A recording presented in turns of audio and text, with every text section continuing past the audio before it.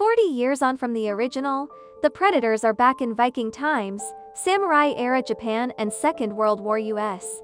But you can't help think it would be better as live action. Back in 1987, when the first Predator film came out showcasing Big Arnie's rippling biceps, that anyone could have predicted it would spawn such a diverse array of sequel material. But here we are, 2025, brings us an animated anthology, with Predators tearing humankind, a new one in Viking times, samurai-era Japan, and Florida during the Second World War. This follows the excellent 2022 movie Prey, and the mostly stupid Alien vs. Predator from 2004, in which a lady makes friends with a predator, which rather nullifies the scare factor. Killer of Killers opens with the Viking chapter, The Shield, set in Ad 841. One of the film's better ideas is the Vikings referring to the predator as Grendel, a reference of course to the Anglo-Saxon poem Beowulf, in which a humanoid monster walks in darkness and hunts the weak. Sound familiar? Much Game of Thrones style Sturm and Drang follows, before the most powerful Viking is abducted by the Predators,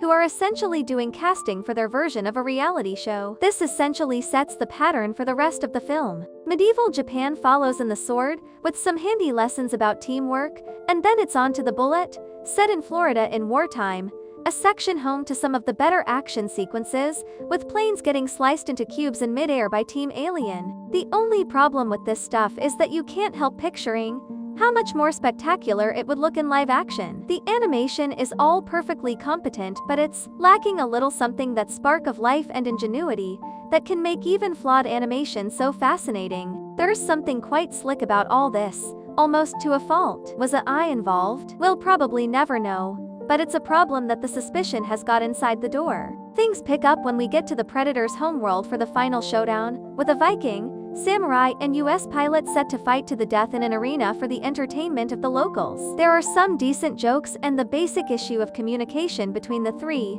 is a nice note. It could have sparked a little more joy, perhaps, but it's nice to see a franchise nearly 40 years old committed to constantly defying expectations.